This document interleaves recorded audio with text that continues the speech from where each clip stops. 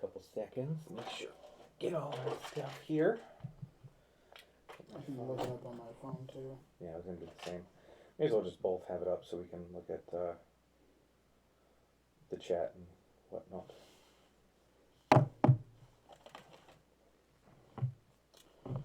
Doop doop doo.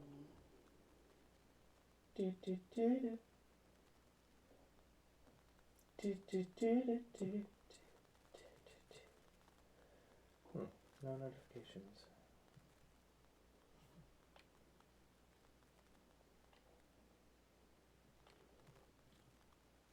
Oh, it looks like we're live.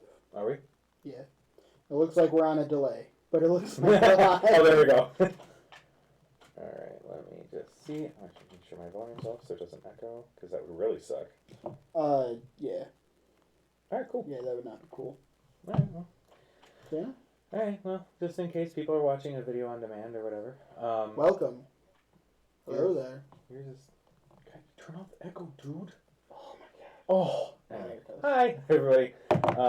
This is sort of a new show that we've been talking about doing for a while. It's called Painter's Corner. We're going to be painting a mini from start to finish while asking each other questions about gaming and life and other such some things. And yeah. We're just kind of hanging out. Hanging out. Just an excuse to stream, really. Anyway.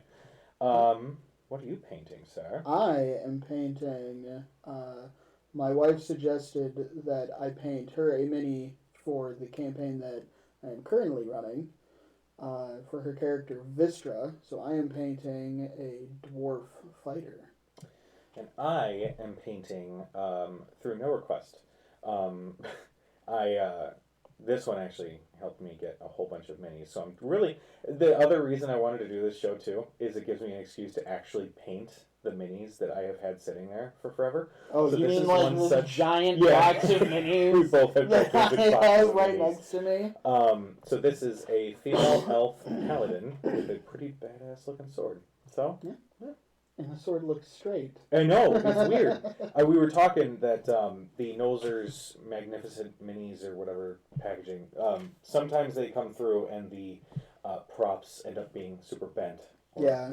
Like Vistra's axe here. I don't know if you can see it, but twisted. The axe is a little bent up. But yeah, we were looking at the packaging and everything, and both of the minis that came with it actually came out pretty damn nice. So now the challenge is keeping a conversation going while painting. I was thinking about that literally on my way here. I was like, I hope we're not just going to be quiet and like super boring. People are like, this is great. Well, we'll definitely be super boring. Oh, of course. But perhaps not quiet. This is true. Sorry, everybody. All right. So. But yeah, I know that you are running a Thursday night game. I am. Yes. Whenever we can meet, I am running my Thursday night game. I am actually not part of that campaign. You are not. And one of the rare games.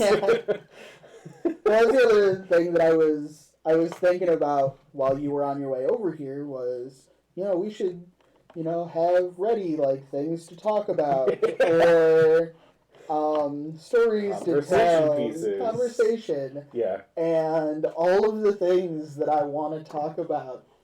I can't tell you about because you're in all of my games. Yes. No, that's okay. We can talk about other games. For instance, here's one. What drew you to? This is great. This is great. No, never mind. Hold on. It's not pretty, but it gets the job done. It gets the job done. My technique is terrible. Anyway, what got you interested in tabletop gaming? Here's a nice general question. Well, I've always been a big fan of fantasy genres, Lord of the Rings, sci-fi like Star Wars and Star Trek and stuff like that. I don't know why I started with the black. I didn't want to start with that one. And actually, can we communally use the water cup? Thank you. Because I totally am prepared and did not prepare. Yes, this is our glass of stank water. Our glass of gray milk. Yes. No, I've always been a big fan of board games, video games, and the kind of the subject matter.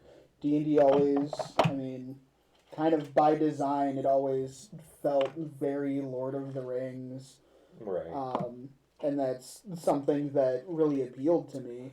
I actually didn't start playing D&D until I was in college. Was it college? Okay. It was actually, it was that one game that, were you trying to run it?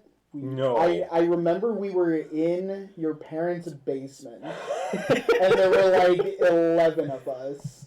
And the only person who had any idea what they were doing was Andrew. It was a learning experience in many ways. For those at home who have never run a D&D game, I will say, start small. I think it was... that's also not something that I did when I started DMing. I think it was right around the same time that we both first started playing, because I remember being a part of, was it Nick's game? That we were both at COD at the time. Yeah. We were in Rob's apartment. We were in Rob's apartment. Until like 5 a.m. every day. Oh my god. And it was glorious. It was great being in our, 20s, gaming until God knows how long. But I remember both of us playing characters that were, even as I'm trying to form a sentence while painting, this is a challenge. This is great. This was a horrible idea, We were... right? Here, if you need any more horrible ideas. Anyway, no, I remember it was 3.5 D&D that we were playing. Yep. And I know that there's going to be people watching who have played that. I'm just going to go ahead and say it. I don't like 3.5. I will... and you will swear by it. It is your Bible for gaming. I am pretty sure that I have not played 3.5 in years. But I am pretty sure the equipment tables start on page 135 of the Player's Handbook. Me too. We were playing 3.5, and my first experience was it playing with them? I think it was. And I remember just essentially looking at this page that was all just numbers with modifiers, and I try to do a thing, and then Nick or Rob would be like, no, but you can't do that because you're only going to get this much of a bonus. You should do this instead. Or I'm making a character, having no idea what I'm doing, and Rob and Nick are like, no, you should do this because it gives you this bonus. And I'm like, okay. And this is going to make me feel so old, and it shouldn't. I want to say, but it is 9. Well, I wasn't going to date it, but it was the period of time just before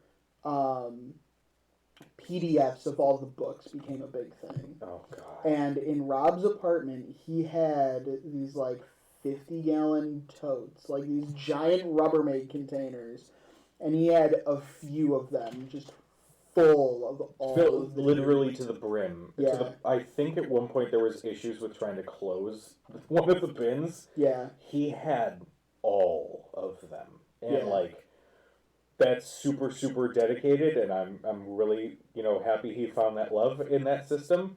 I hated it. It's just too much numbers, Yeah. If I'm playing a game, I want to kind of escape into the story and not think about reality or math. And I think 5th edition is much more designed for that style and that attitude. Right. But I always loved 3.5. I never played actual 3rd edition. We skipped 4th edition and just kept playing 3.5 rather. I did play a little bit of 4th edition. Okay. And that was Derek and Ian. Derek was DMing for the North Central people. And I remember that Ian had to step away. And just because schedule-wise with work, it just wasn't working. Mm-hmm. And he's like, do you want to step in and play my character? And I was like, sure, okay. And at that point, I don't remember if I was still gaming with Nick and Rob. So I stepped in, and Ian's like, cool, you get to play a necromancer named Illidan Mordecant. And I was like... I think I've heard about this guy. All right. I was like, tell me about the character. He's like, oh, he collects skulls. He has a butler who's totally fine with everything he does, and is just really generally creepy. And I was like... Cool. All right, I can do this. And first session, I remember our friend Amy was playing, and Amy was into the game, but I could tell, I think she was more into like the social aspect of it. Mm-hmm. Well, her character was pregnant, I guess, and one of the first things I said to her in character, and it was really weird, and like I'm not playing shit like these characters anymore, but I remember being like, hey, if one of those comes out a little weird, and like the skull's not right, I could just take it off your hands for you. And she's like, you need to stop talking yesterday.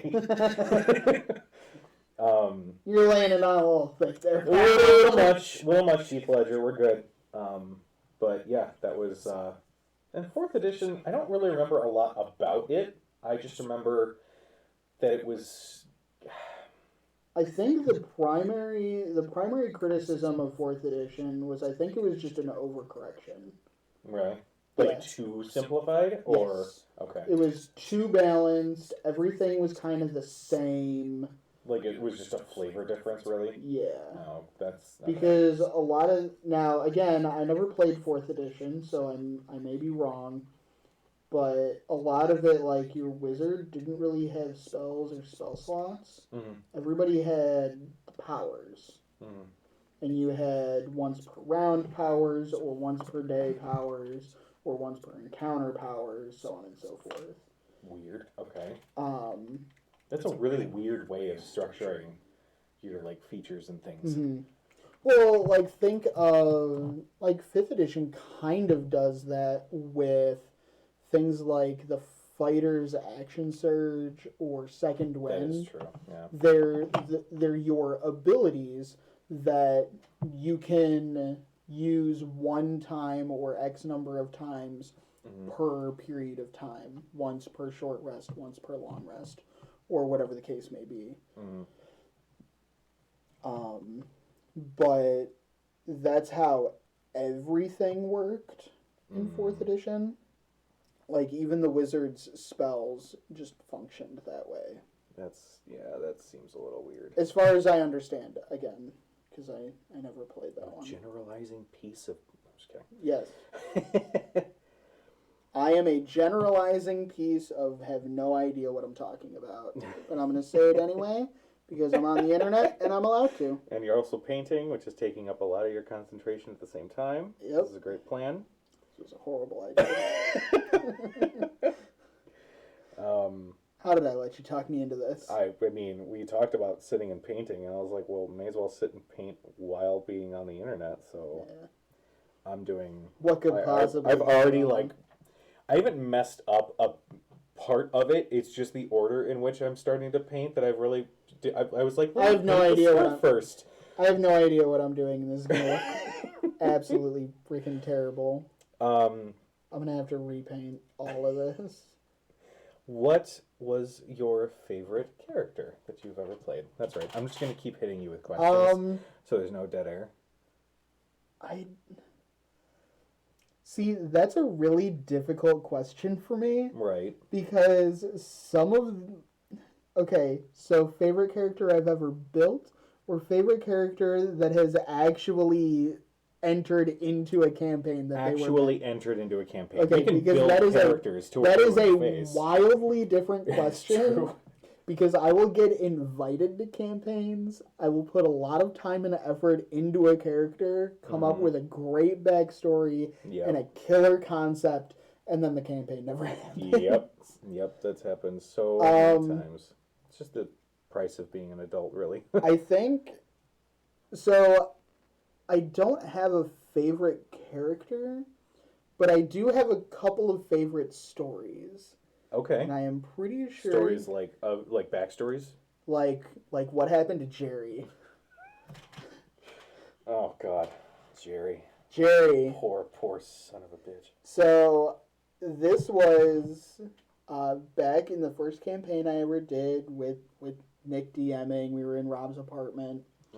I had no idea what I was doing. My character was all but built for me. Pretty much. I will say that was one of the things that, like, now that I kind of know how 3.5 works, I'm thankful that was the situation. But at least for the first... The second character that I built for that campaign, I built myself, but it was a much more simplistic character. So my very first character that I ever played in a D&D campaign, like an actual D&D campaign excluding excluding that one night in your parents' basement. We'll get to that. We will get to that. He was a high elf, and he knew burning hands, and I had no idea what was going on. And it was just that's the best description I think ever. That was the whole night. So my first real campaign, I don't remember the character's name, but I was an anthropomorphic panther. Oh, the panther. Yeah, I was a panther man, and I was a ninja. Panther man. And this was before we were really familiar with class tiers in 3.5, which were a big thing, and it's this whole theory craft thing. Mm-hmm. If you're not familiar with it, essentially the more useful a class is in more situations, the better they are. Mm-hmm. I mean, that kind of goes without saying. Well, but one would assume. Yeah. Essentially, it boils down to fighters in 3.5 are a garbage class because they're A, a one-trick pony. All they're good at is swinging a sword. Yeah. And B, that is the thing that they are the best at, and they're not even the best at it. Yeah, Barbarian probably overshadows that. Yeah. Or clerics. Really? Yeah. Clerics are awesome frontline fighters in 3.5. Hey. And in addition to being awesome frontline fighters in 3.5, they're also full casters that have full spell progression. You said full. I don't know why you saying full casters in reference to a 3.5 thing made my brain hurt. Are you having PTSD? I'm having PTSD. All right. Well,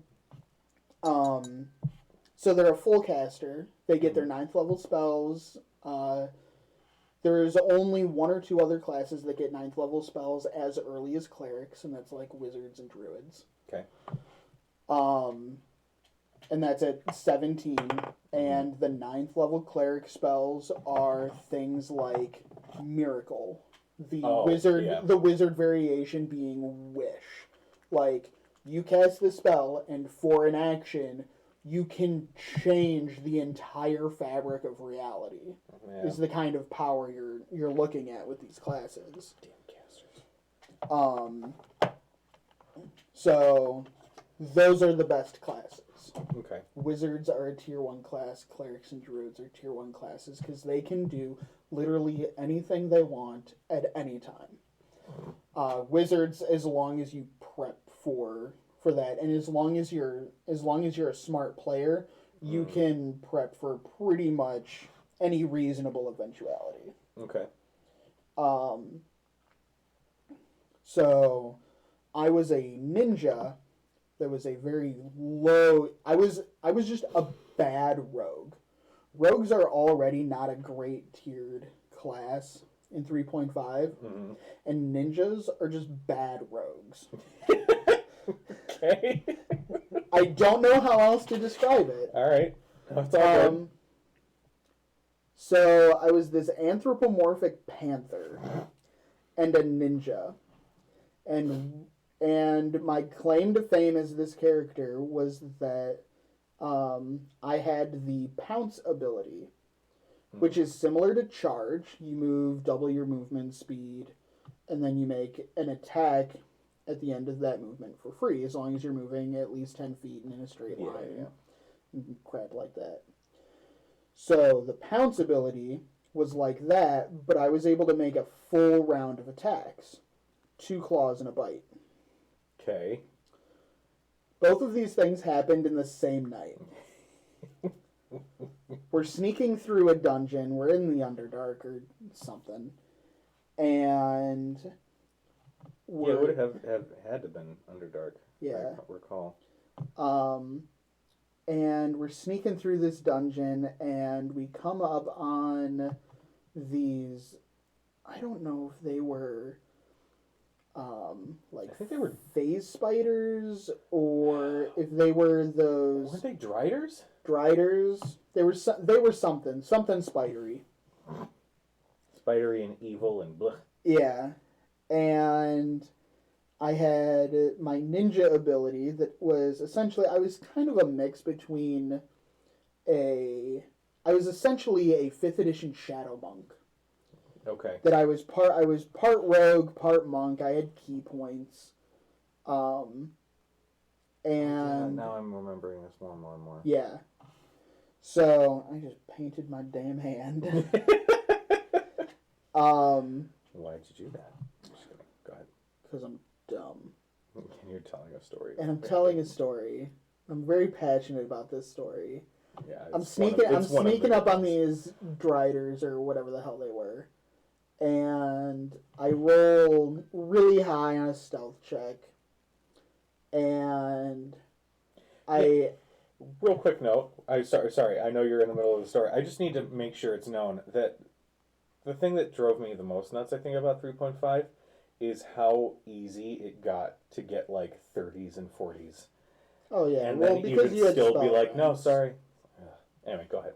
It's because of how skills were done. You weren't trained. You had ranks, and every rank was essentially a +1 on your check. That's true. And it needlessly inflated all of your numbers and made you do a whole bunch of math that you really didn't need to do. Yeah.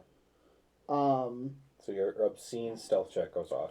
My obscene stealth check, and I pounce. Okay. And I think I critted on one of the 3 strikes because I did 2 claws and a bite. Yeah, I think you did crit on one of them.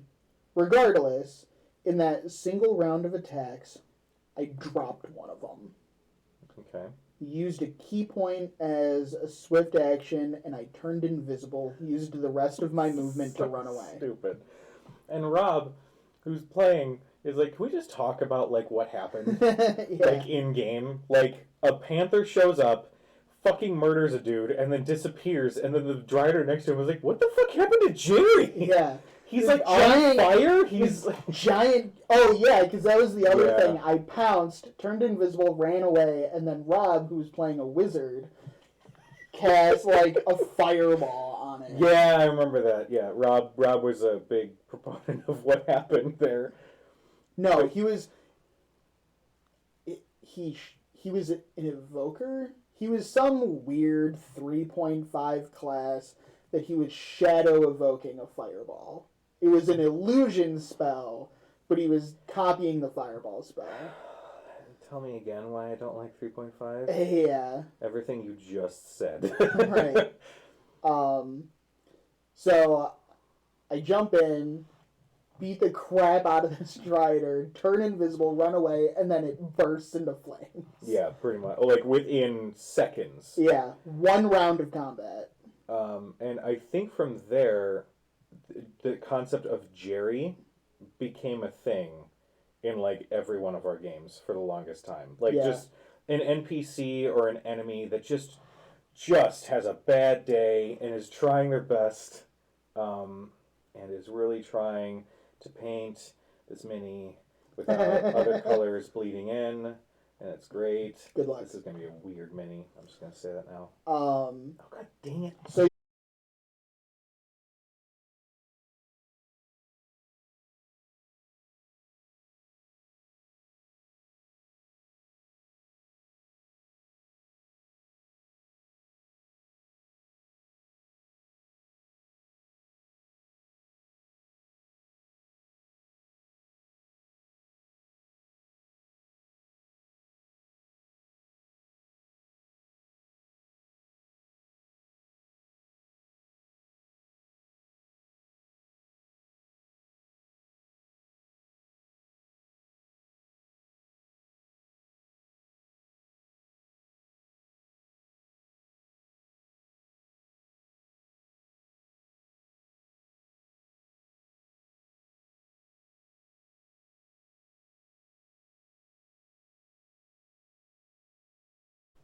That might be you or me. it's probably me.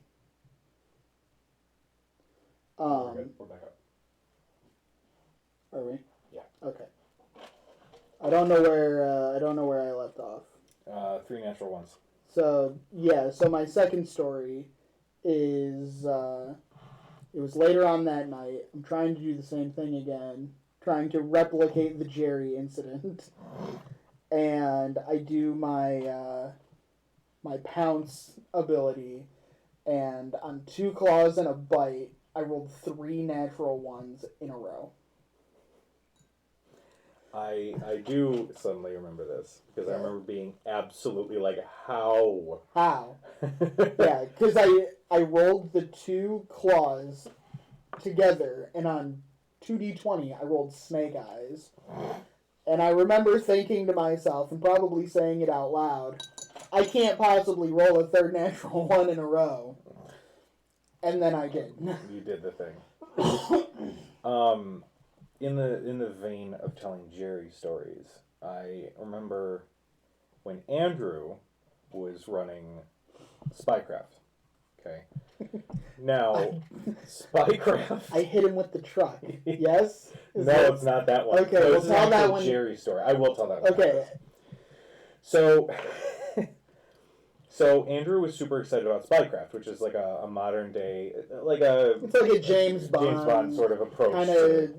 Well, it's called Spycraft. It's very gadget heavy system. Right. So, Andrew was very excited to play this game, and he wanted to have all of us involved. But the first session was like a session 0, and everybody had their own like origin thing of what like gets them involved with this. Company or something. I always liked that idea. Oh yeah. You know, your session 0 doesn't always have to be the whole group all together. Right. You can have individual. You can do individual stuff that. Yeah, I'm a big fan of that too. That was cool. It was the first time I had ever seen that kind of thing done. Oh yeah. So I made a character, and he was a driver. He was like a stunt driver, and or the street racer. Sorry. Yes. You were the wheelman. I was the wheelman, and so the whole intro for me was that I was essentially being told that I had to be in a street race by some gang member or something, and it was like a vendetta thing. So I do the street race, and there's like 6 cars.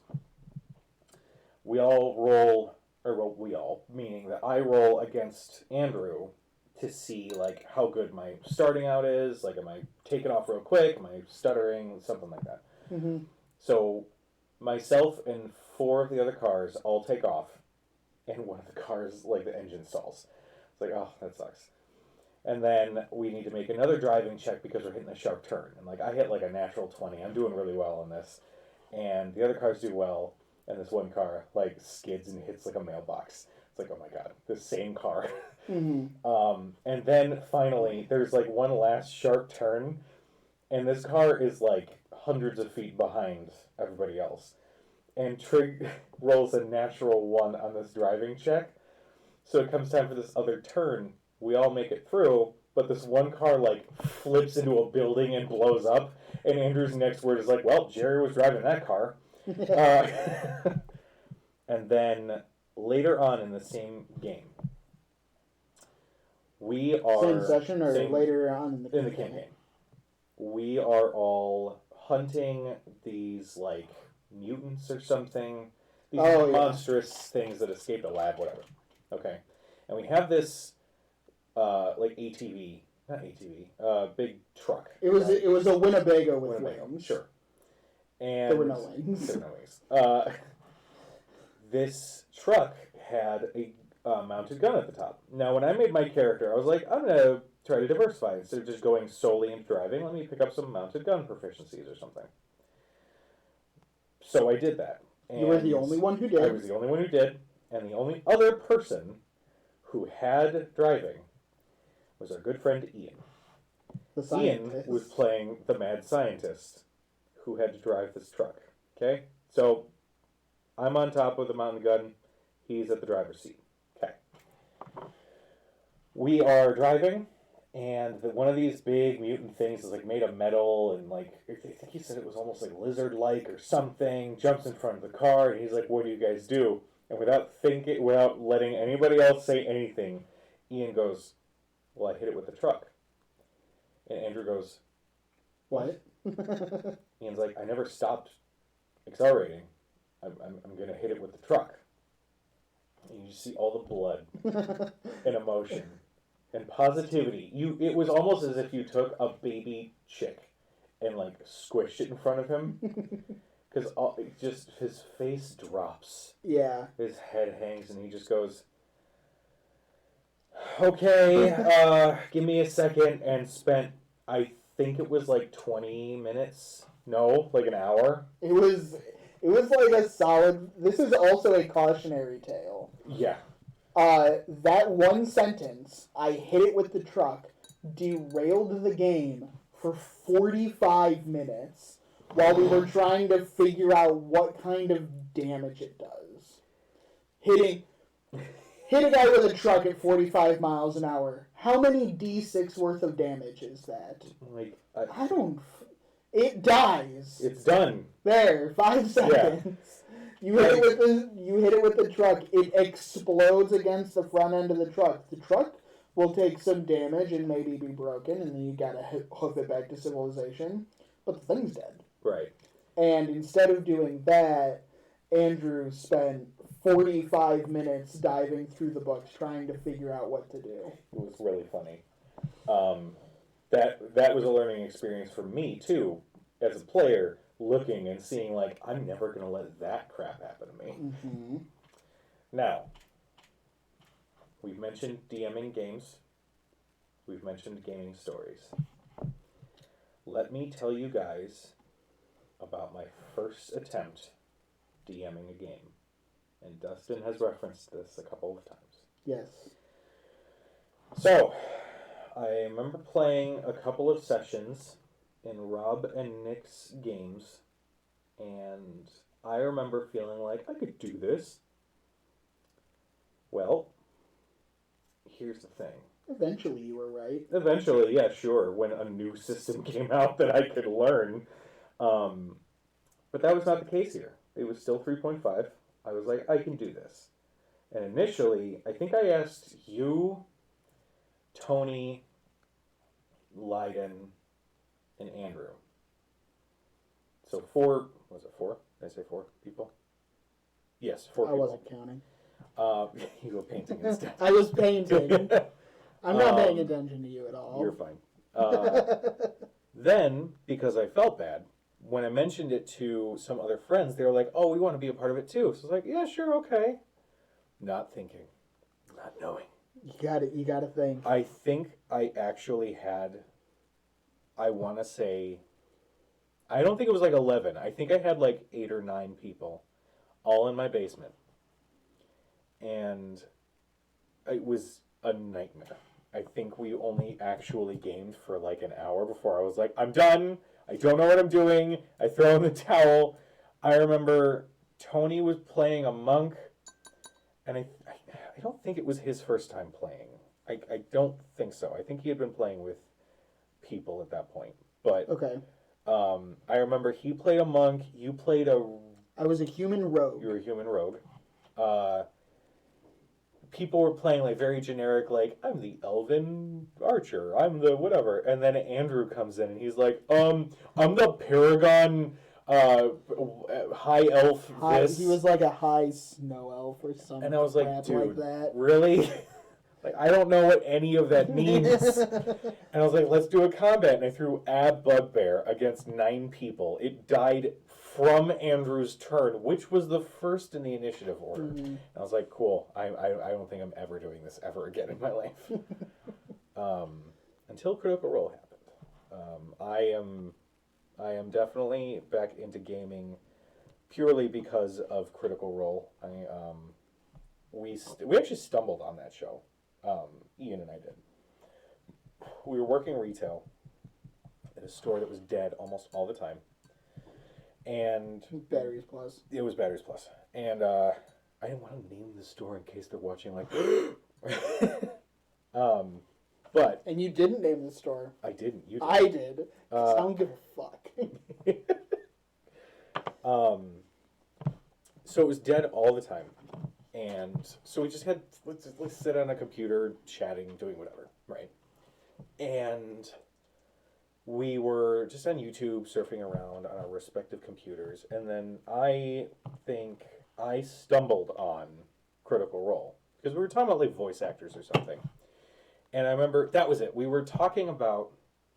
What's that dude from Full Metal Alchemist doing nowadays? Well, we actually found that there were panels at, like, conventions where voice actors would get together and read the script of a very popular movie, but as the characters that they were known for. So there was one where it was Star Wars.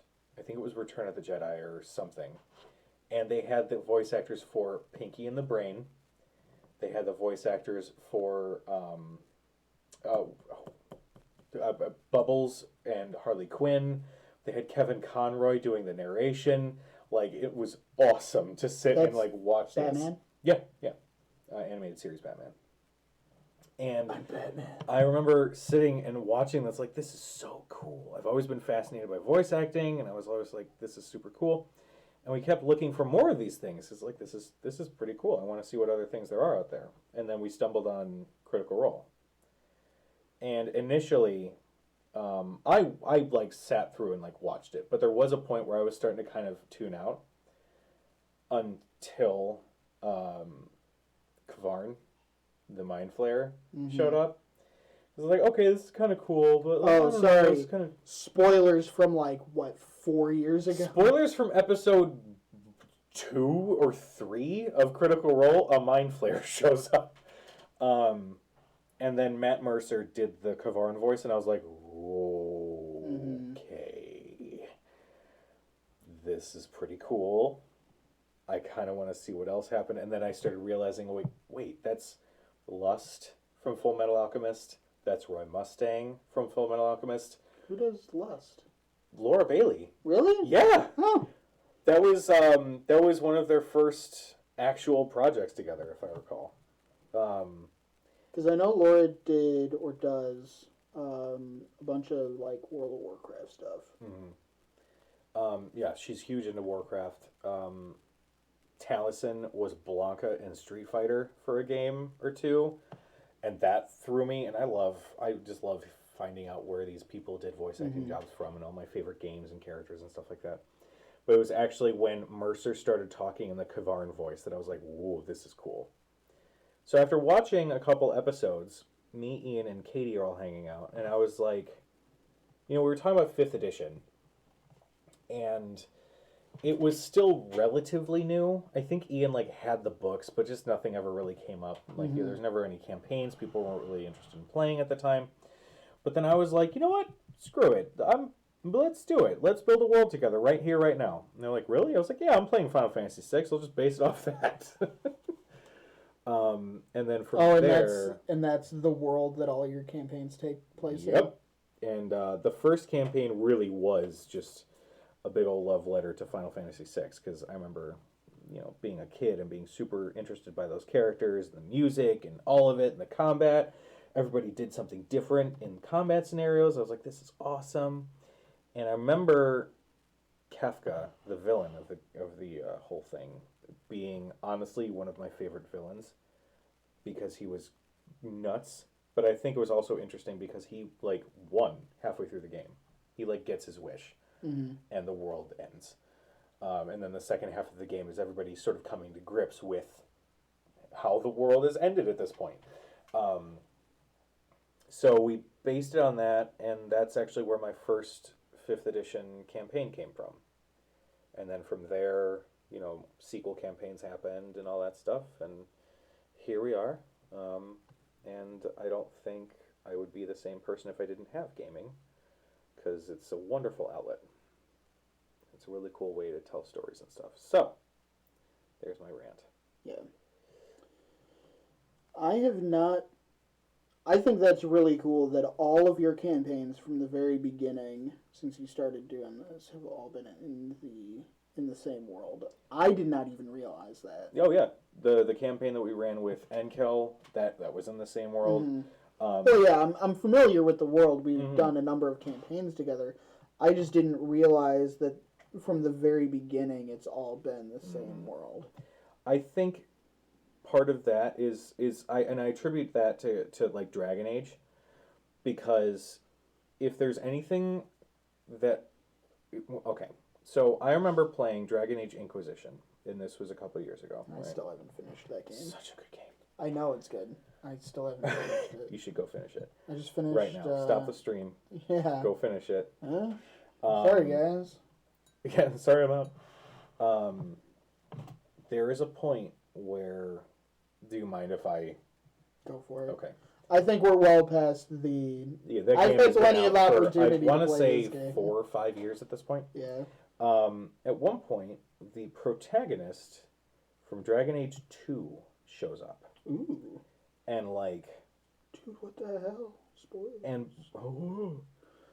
And what's really cool about it is that when they're introduced, or when Varric is like, I have somebody you need to meet who's going to be able to help you understand the threat and all this stuff, before you go to meet them, the game, the scene like fades out and brings you to the character customization menu again.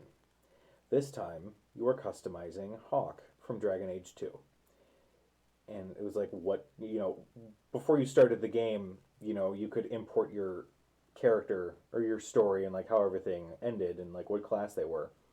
But then the game boots up this character creation menu. It was like, here's what we were able to put together of how they looked. Do you want to change it any further? And I was like, holy crap, really? Mm-hmm. So I got to recreate my protagonist, and the character, like the first interaction you have with that character is asking what they've been up to. What are the companions up to? What impact they've had on the world and the story. And that was super fascinating to me. Because like I want to know that the decisions I make in my game at this point will affect the sequel. Like that's huge. So I remember feeling like, okay, this first campaign ended and like that was super cool, but like I kind of want to see how, like what happens with the world, and like I wanted to make sure if these players come back and they're playing different characters, I want to make sure that they see the gravity of their choices, and like, this is the world that they're now left with after everything with Kefka and all this stuff. Kefka was actually my villain. I'm not going to pretend he wasn't. So from there, I honestly have just been expanding that same world because I think it's super interesting to add different elements, and there's an established culture to the different nations and stuff, and people can go back and visit old towns to see if there's anything new. My NPCs have transferred from one campaign to the next. Mm-hmm. It's like my love letter to games like Dragon Age whenever I do stuff like that. Yeah. Also, I don't think there will ever be a game that I run that will not have Marie, Jorman, or Olin involved in some way, shape, or form. Oh, yeah. They're my favorite NPCs. So, like, and that's, I cannot say that I've done all of my games in the same world. I think it was as early as my most recent game that you guys are in, with the Guardians of Stone, that is in a totally new campaign world that I created. Because I wanted to... The campaign world that I had been running in was kind of thrown together. I was doing things and establishing things as I needed. As I had a question, I just haphazardly answered it. And I think I wanted to start over and actually have a cohesive world. Sure, yeah. But, the common threads that, I've done a number of campaigns since this, since I started this new world, and you have to have I mean, you don't have to have, but I really enjoy having those kinds of common threads. Sure, of course, because it helps when you know that you have a concrete view on the world or on the city or the town that the players are in and how people act and like what the culture is like. Mm-hmm. When you're describing the area that they're in, you can, from a player's perspective, it makes it seem so much more lively and full, you know. Yeah, it makes it feel more real. Yeah. You know, and I don't do that so much. I know people like Nick. Mm-hmm. Nick's common thread with all of his campaigns is the Sheik. Yep. And that character is great. Oh, it's a fantastic character. I love that character. You know, for you, it's NPCs like Marie and Jorman. Mm-hmm. For me, it's not so much the NPCs mm-hmm. as it is the things that you find. Like, at some point, I found this tavern name, and I feel like you already know what it is. Oh, is this the one that we just got to? What was it? Not the one you were in most recently. The one before that? The one before that. But in every campaign that I ever do for the rest of my life, at some point, you are going to walk into the mutton shop. Oh, God. God, I forgot about the mutton shop. I just love that so much. So, speaking of, like, elements and stuff that kind of come out of nothing, because the mutton shop is hilarious. It's so easy. It doesn't really mean anything. There's no expectations because, like, with an NPC, you have this character, and there is an expectation that this character is going to be the same in every game. Mm. Like, and I know you also, I mean, you're big on the homages to other games. You know, Kefka has been a powerful villain in your campaigns. In the last big campaign that we were running, Gilmore from Critical Role showed up. Yeah. Gilmore is one of my favorites. Gilmore is... From Critical Role. Gilmore is love. Gilmore is life. Yeah. But that's kind of your thing. You are all about, like, the homages to other properties and, you know, maybe you tweak them a little bit to make them your own. Maybe you leave them as much of the same as you can. Yeah, I had Hanzo from Overwatch show up for literally 2 seconds, and then you guys are like, cool, and I was like, all right, never doing that again. I don't even remember that. Exactly. Sorry. No, it's fine. Actually, I had him attached to a story that didn't really go anywhere. But yeah, okay. like, But it's those little things, and for me, alternatively, you know, things like the mutton shop, or I play every campaign that I do. I think the only, like, NPCs that are common threads in my campaigns are just, they're purely a result of me not wanting to waste a good name. That's fair. So that's pretty valid, actually. I don't think you were in this campaign, but you were talking about wasting a good name, but you are sitting over here. You have a world map from the campaign that we're in, and one of the town's names is Sealandia. No. Fishlandia. It's Fishlandia. Sorry, I messed it up. Totally my fault, I guess. I'm not talking about all of the names. I'm only talking about the good names. The good ones. No, but I don't think you were in this campaign. It was a campaign that Alan did. It was a 3.5 campaign. It was definitely wasn't. It was where I met Al. Oh, okay. And my character was Oscar. Oh yeah, I don't often reuse that name, but I do kind of reuse that character concept. Sure. Bless you. You've been blessed. So it's things like that, or the mutton shop, or Orisk. Orisk Anvilbron, which is one of my favorite characters of all time. And I never got to play him. That sucks. Well, or that character was one of the extra characters that I made for Extra Life. Oh, yeah. I made so last year was the first year we streamed the Extra Life fundraising event. Which was awesome. It was totally awesome. We raised over $1,000. And it was got tattoos from it. We got tattoos awesome. To commemorate the event. It was amazing.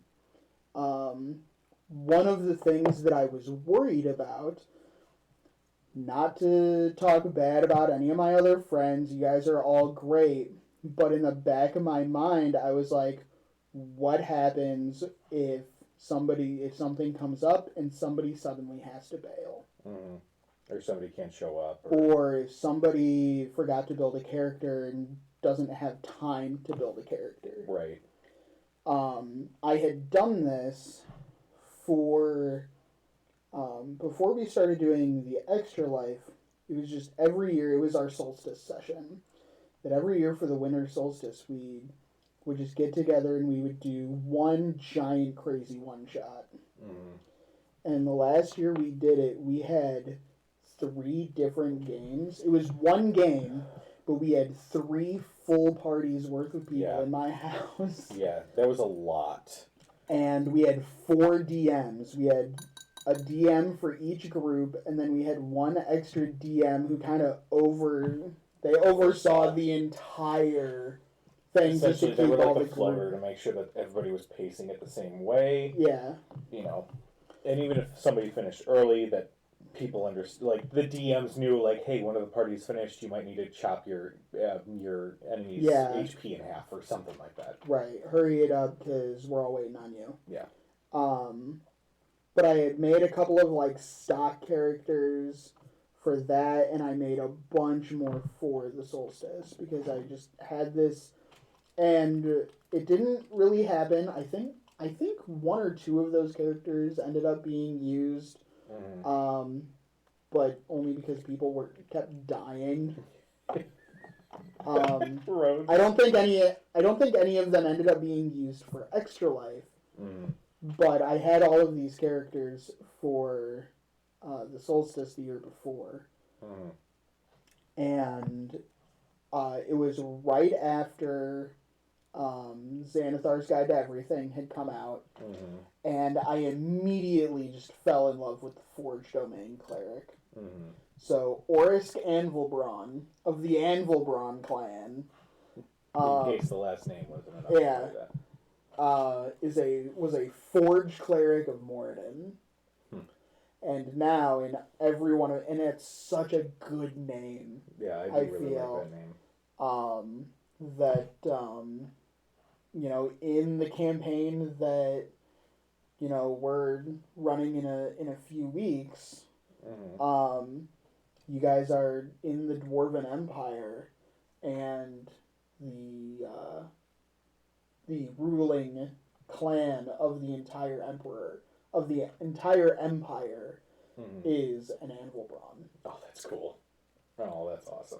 I've already established that the next campaign, that Pirates campaign, I've detailed a whole bunch of like random information about the world. And at the beginning of that next campaign, the Dwarven Emperor is Orisk Anvilbron. That's really cool. When you guys did that session a couple of weeks ago where you were going through that ancient Dwarven tomb. Yeah. That was an Anvilbron tomb. We were talking about names and stuff. So, this is my first campaign, okay? The party is all housed in a town called Iroh. And I couldn't remember if I named it Iroh because it was Last Airbender thing, or just Iroh. I just like the idea of a town being called Iroh. It's nice, short, sweet. Iroh is like Tortuga, so it's filled with mercenaries, assassins, just the scum of the earth just stays here, but it's a party all the time, right? Well, the party is being hunted by Kefka, right? So, like you do. And outside the town, the high elf army. I had attached Kefka. I made him like a high elf, and I just had it so that the civilization that he was essentially helping to build up was the high elves. I don't mean to interrupt you. You're good. You don't happen to have like a darker red or an auburn over there? There's a chaotic red. There's a dragon red. There's a blood effect, but that's not going to be what you need. No, I'm Really looking just for those the hair two. color. You could do. Here, wait. I think I have. I should say. I'm gonna see what this. I don't need much. I'm gonna see what this. You could do that, and then chaotic maybe red. if it's a little too dark, you can do a teeny little bit of white, and then Yeah. you can mix them together. Well, I've got my pure red, but Okay. Well, then that should. that's. I feel like that's gonna be too bright. You can probably mix those together. Yeah, mix those together. So the High Elven army shows up outside the town, right? Thousands of soldiers, and That actually looks pretty good. yeah, that's good. It is time for Ian's character, which is weird because he played a drow rogue named Jester, who literally was essentially like a drow assassin who had gone Was this insane. before or after Critical Role campaign 2? This was before. So he was trying to give a rousing speech to the people of Iroh to take up arms and fight off the High Elf army as they came in. And he said something like, "They expect us to roll over and let them piss on us and we will like it." And just because it was a comedic moment, I just randomly was like, "I would like that." And you're like, no, Weird Sue, we're not into that. So Weird Sue. Weird Sue. Weird I like Sue it. is a character somewhere in my world. I haven't touched. I think she showed up when I ran for Derek and Andrew, and then where she was a hookup for Andrew's character. And like they didn't go into detail, but they did like a damage report at the end of the beginning of the next day, and Andrew was like, "Don't use that table. That chair leg needs to be like the chair leg was cursed. You need to get rid of it, burn it." Like terrible things. But yeah, Weird Sue was one of those random, quick characters that came up out of nowhere that I remember laughing hysterically when it happened. So you asked me this earlier, and you did not give me your answer. Ooh, okay. What was your first campaign that you played in, or what like got you into the hobby? So it was definitely a Rob and Nick game. I Mhm. remember Andrew was a part of it. I think Andrew actually got me into it because he was playing with Rob and Nick. I don't think Nathan was a part of that group yet. But he was like, "Hey, Rob and Nick are playing D&D. You should come play with us." And I was like, "I don't know these people." He's like, "It'll be fine. It'll be cool." I was like, "Oh, okay." My first ever character was a beguiler. I think that was... Okay, yeah. So it was like the That illusionist. that used to be a class. It was essentially an arcane trickster. Right. But like only illusory Yeah. stuff, if I remember. Well, arcane tricksters, I think, are only illusion. No, they've got other things, I think. Do they? Yeah, I thought so. I could be wrong. I've never played an arcane trickster. Well, what did you learn? Anyway. Nothing. I've learned No, nothing. Arcane Trickster they pull from the wizard book. Or the wizard spell list. And they... Yeah, but it's an abridged wizard spell list. Oh, I got thought. it. It is. So I was a beguiler. No idea what that was at the time, really. But they were like, "Here, it's like a sort of magic person. Here, we'll even build it for you." I was like, "Sure, okay."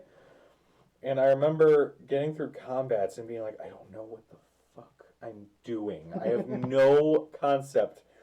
I have no grasped concept of what I'm supposed to be doing as this character. I don't know how the system works. These spells seem cool. Don't feel like I'm using them right. You know, that sort of thing." Yeah. And I remember we were going into like some centaur territory or something. Like you do. Centaurs. And out of the woods came an arrow that hits me like barely in the arm, and I had to make a con save versus poison. I failed it miserably, and I immediately like fell asleep.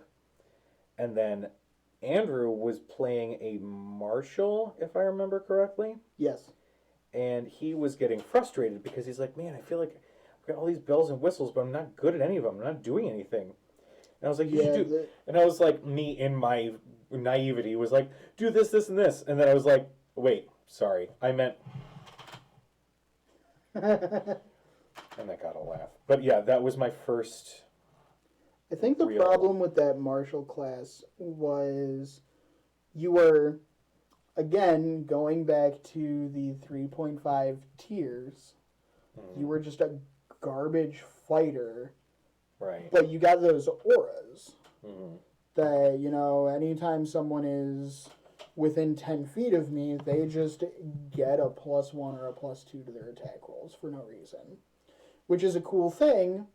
But there are other spells that, you know, classes like Bard and Cleric can cast that are better than that. At doing that. And you don't have to be within 10 feet. And so there are other classes that do that thing better, and you're also a shitty fighter. You're also bad at the thing that you're supposed to be doing. Right. No, I see. That's the thing with 3.5, and that's kind of what I realized later on. I was like, there's the only way to feel good about your build is if you min-max.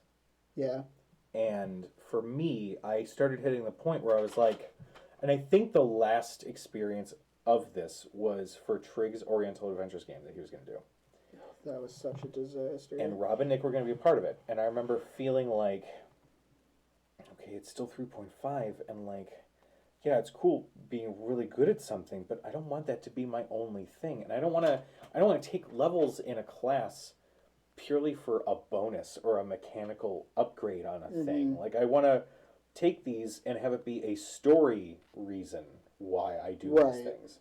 And actually, I got to live out that when Derek DM'd his game, and I initially was playing a Kenku Bard, and we just house ruled because of what, you know, the last Ken. What happened? What's going on? I painted my armor flesh color. Oh, it's fine.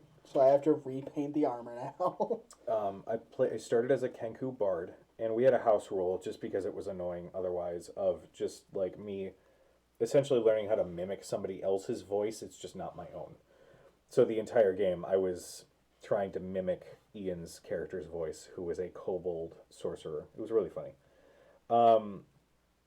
But then at some point, you know, stuff started getting a little dark, and he felt that he needed to be able to protect himself more and be a little bit sneakier.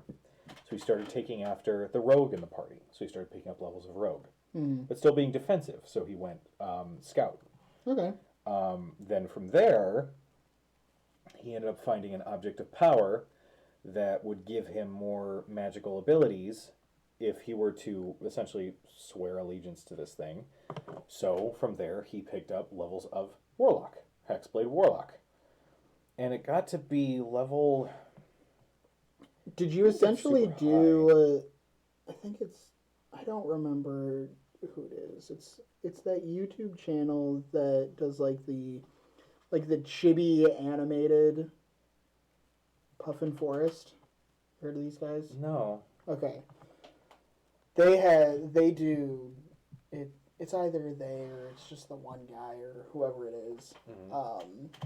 Does like these gaming videos, and there's a video that he did that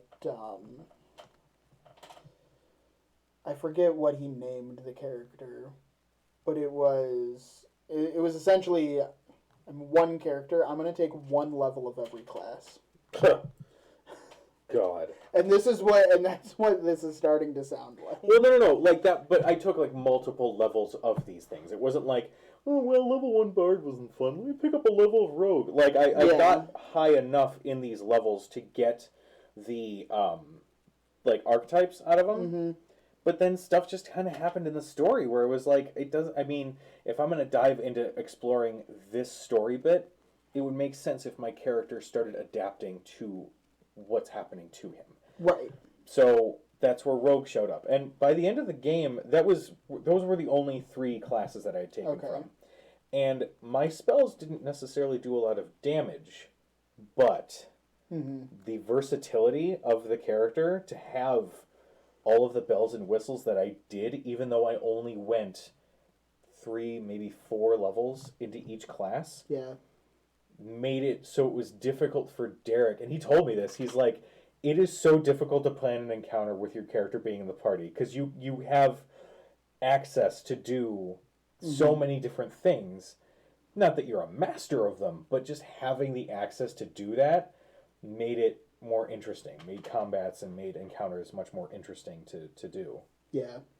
Well, and that's, I feel like, I don't think this was ever said to me or anybody else, at least that I know of, but when we did Alan's Finding Home campaign, I feel like that's kind of what I ended up being, is kind of that wild card that can do kind of everything. Right.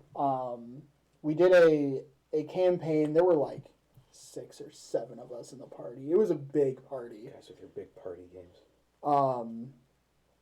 And at first level, we went on, and whatever your chosen website is to do this, build yourself as a D&D character in real life. And pretty much anybody who didn't like already have like formal martial arts training or anything like that was a sorcerer. But most of us were sorcerers. I actually ended up being a ranger. Okay. Because of like my Boy Scout background and stuff like Makes that. sense, yeah. But there were 2 people in the party who ended up building warlocks. Okay. Rhodes and Bill both rolled warlocks. All right. I mean, but bless you. But through the course of the campaign, and the whole idea was that, you know, somehow for some reason because of plot, you in real life are transported into another dimension, and it is actual Dungeons and Dragons land. It's just like a bad theme park. It was. And throughout the course of the campaign, and I had talked to the DM about this originally, and we were all cool with it, that wouldn't it be funny if whether it is actually true in the meta or not, I see things like, oh, people are sorcerers and people are wizards. Well, this is Dungeons and Dragons, so I'm going to start studying books, and I took 3 levels of Ranger, and then I multi-classed into Wizard. And then something about 9 or 10 levels later,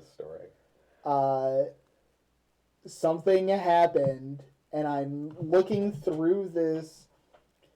It was some kind of like big mirror crystal ball divination device. And I look into this mirror, and it's on like this rotating like a globe is. And I spin the mirror, and when it stops, I'm looking at it like kind of sideways on edge. Okay. And we flavored it that I was peeking like through the planes of existence, like into the abyss. Okay. Kind of, I don't know how familiar you are with like Doctor Who. Oh, yeah. But, you know, when a Time Lord looks through this portal into the abyss, and either they become a Time Lord or they go crazy. Well, that's kind of what happened to me, and I went crazy. Okay. So I started picking up levels of Cleric, and my patron deity was Gary Gygax. My and from that point on through the whole campaign, Gygax provides. Yes. Gygax giveth and Gygax taketh away. So stupid. It was so dumb, but it was really funny. And I started just talking in D&D meta speak. Did you just do like third person? Like my character does this? Yes, my character does this. We need to go and do this thing. Everybody roll stealth. It's so ridiculous. Oh, that's awesome. So I think we're down again. But 2 people. as a result, I think we're still up. Oh, are we up? Oh, cool. As a result, I had levels. I had a couple of levels in Ranger, which meant that I was pretty good with a bow and, rapier dagger kind of stuff if I ever needed to be. Sure. We ended the campaign at 20. I had like 11 levels of wizard, and that would make 6 levels of cleric. So wizard 11, cleric 6, ranger 3. Good lord. There's very little that I can't do because of the way that multi-class. I think I had. Excuse me. Just needed to get it out. I just got to get it out. I think because of the way that multi-classing and spells work, I think I was a 17th or 18th level caster, which gave me 1 9th level spell slot. That's so many spell slots. But I was prepping spells off the wizard list and the cleric list. That's ridiculous. So I could do, and I had 1 9th level spell slot, so I could do literally anything. I was prepping because of how the wording is in the player's handbook. I was prepping 2 full sets of spells, but I was just sharing spell slots. Got it. So I could only cast, between 5 first level, 5 second level, 5 third level. Got it. I could cast, 25 or whatever number that is. Right. Spells per day. But I was prepping between 20 and 30 wizard spells and 20 or 30 cleric spells. Good lord. So prepping spells at the beginning of the day would take me, an hour. Right. I still haven't played a class in 5th edition where it's either spell prepping or wizard, where you're picking up spells from spell books and stuff like that. I am terrified. I think the reason I'm terrified is because of that beguiler from back in the day. Yeah. Being a only caster, other than sorcerer, Reshi, I love playing Reshi. Reshi might be my favorite character. Honestly, I love playing Reshi. I love playing... Your favorite original creation? Yes. Because as much as you love and everyone loves when you play Evander. That was your character before it was mine. That was mine. Yeah. I remember because we hadn't talked in a long time. And I was over there and I heard that you could get books. And I was like, oh, can I get a couple books? And you're like, yeah, that's fine. So I remember being off of work. It was a really rough day. And you guys were playing with Al. And Al was like, hey, one of our players couldn't make it. Do you want to jump in? And you guys were like, yeah, do you want to play? And I was like, really? Yeah, here's his character. And then you handed me Evander. Well, I was playing Evander, and Sam and I had to leave. Oh, got it. We had to leave suddenly because there was a death in the family. That's right. I remember that now. But I remember picking him up, and I was like, how do I give him personality? It's like, well, he's a dual wielder fighter. He seems kind of goofy. Why don't I play him up like a weird Jack Sparrow attempt sort of thing? And I remember that at one point there was a big mass combat thing, and we rendezvoused again. And you're like, how the hell did you guys get out of there? And I just not thinking real quick was like, Cetos, mate. And Sam was like, my God. I mean, that's exactly how I built him. Yeah. He was a he was a dual wielding battle master. God, I love Battlemaster. I can't. Here's the thing. I love Battlemaster. I've never actually gotten to play one other than that stream a couple months ago. I love the idea of a Battlemaster, and I'm excited to see what actually comes out of it. Mm-hmm. Battlemaster is a fan. Okay, so this was true in 3rd edition. I know you're not gonna like it, but it's still true in 5th edition. 2-level dipping fighter. It's a good thing to do. I'm sorry. And well, if you're gonna do a dip in 5th edition, you do it's either 3 levels or 5 levels. 3 levels gives you it's either champion or battlemaster. Mm-hmm. Is it 2 levels? Why did I think it was 3? No, in 5th edition you need 3 or 5. Oh, got it. At 3rd level, you get your archetype. At 5th level, you get extra attack. Got it. If you're already going to get extra attack from another source because they don't stack, mm-hmm. you're okay just doing 3 levels. Got it. Doing 4 levels of fighter is either not far enough or you wasted a level. Got it. Because all you get is your ASI, which you invest that in whatever other class you're doing, and you should be getting that anyway. I just want you to know, when you said ASI, I've been sitting here while you continued to talk, trying to figure out what that meant, and I didn't want to interrupt and ask. Did you figure it out? No. Ability score increase. Thank you. Welcome.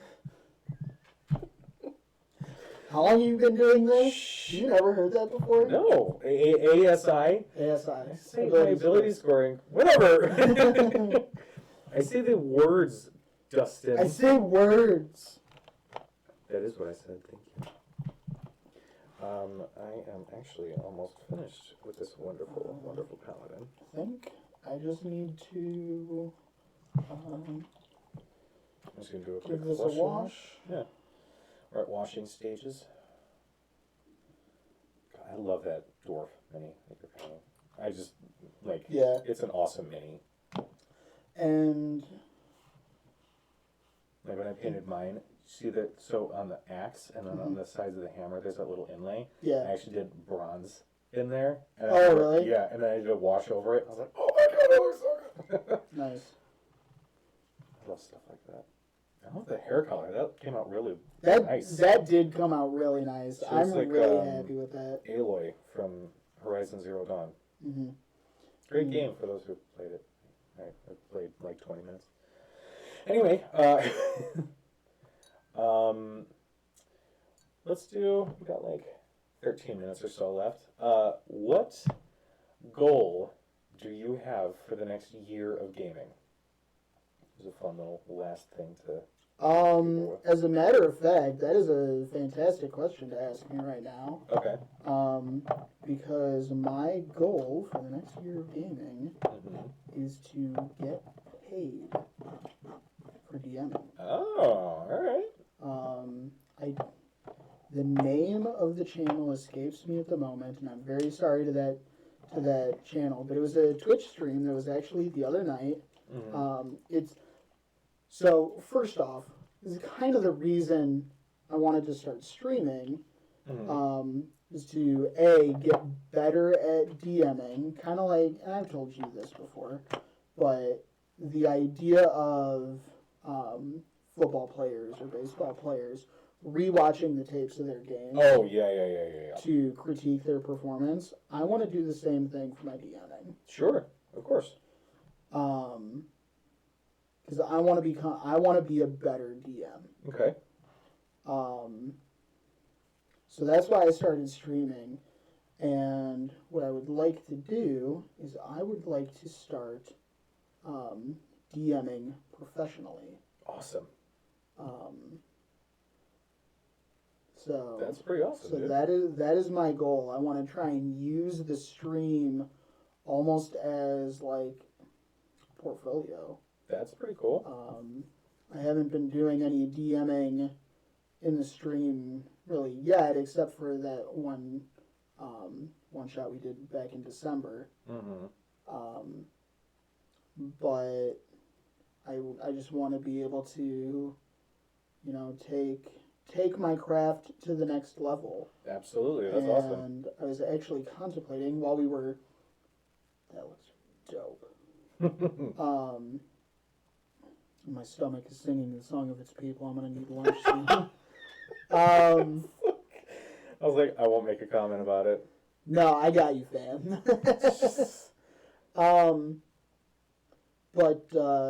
Yeah, I was actually considering that, you know, while you and I were talking about doing this, what if I could do something like, hey, for, you know, $5 a head, you know, gather you and 3 other friends and let's play D&D for a few hours. That'd be pretty cool. We could do that, and I could say, you know, if we're going to be playing D&D, do you want a mini? Oh, you know, that could be cool. Design yourself a mini on, you know, Hero Forge or wherever. And, you know, for, you know, X dollars, it was literally a thought that I kind of had this morning. Right. But for X dollars, you know, send me the file, I'll get it printed and paint it for you for the session that we're going to run. That's pretty cool. That'd be cool. So. Awesome. So yeah, that's kind of where I would like to go with this. Once, I know we were talking a little bit earlier today that the current campaign that I'm running, we could start doing the streaming thing. But definitely the next campaign that we run, my Pirates campaign, I definitely want to stream that one. Awesome. That's awesome. Do you have a flesh wash? I do. I actually just used it. There you go.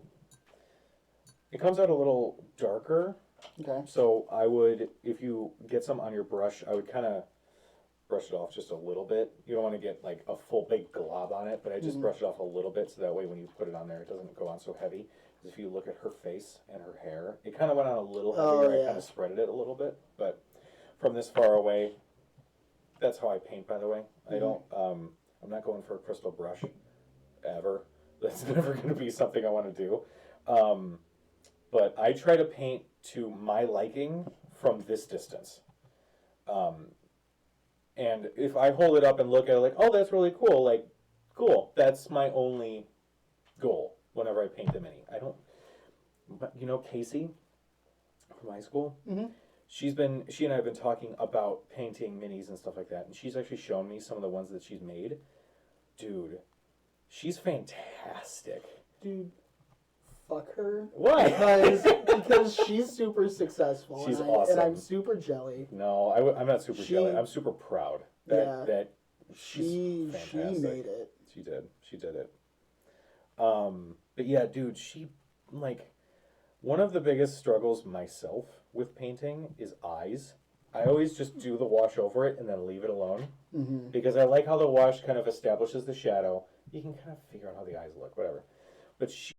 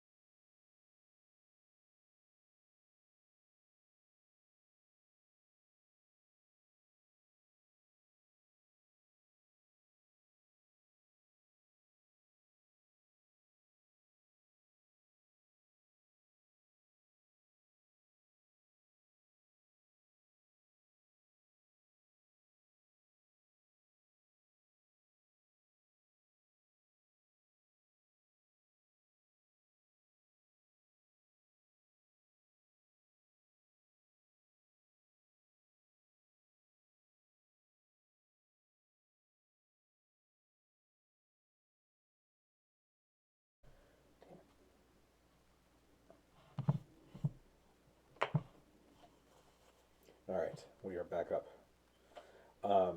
As I was saying, we only have about like 6 minutes left, really. But Casey painted these gnomes that just look amazing. And I don't know if she's using washes. I don't know if she's using anything like that. I don't know if she's hand painting. I wouldn't be surprised, really, because she's fucking amazing. But she actually was able to paint eyes on these halflings, and they looked great. Now, do you remember that halfling I painted not too long ago? Yeah. Do you remember what I messaged you at one point while I was painting them? Fuck halflings? Yeah, because they're tiny, they're annoying, and I hate them. But she's over here, like, painting Mozart, and it looks amazing, and I'm, dang it, I want to be able to do that. But, anywho, I think once this dries, once the washes dry out, I'm good to go. How you doing over there, sir? I think I'm trying to do lowlights and highlights in the hair. Oh, I gotcha. With that brighter red that I have. So what I would recommend, so the way I look at the painting, that looks cool. That actually, What it kind of I makes always her hair try to just do- look dirty, but I kind of like it. No, that's fine. I try to look at it like layers, kind of like in Photoshop. Yeah. The base painting that you're doing is like the middle layer. Mm-hmm. Okay. When you do a wash, that's the lower layer, so it's going to go for the lowest parts in the texture. Right. When you do a dry brush, that's Yeah. the brighter parts. So the way that you did that, that looks fantastic. That looks really cool because you can see the dark spots going through the hair. Mm-hmm. Look at you. Because that's not at all how I did that.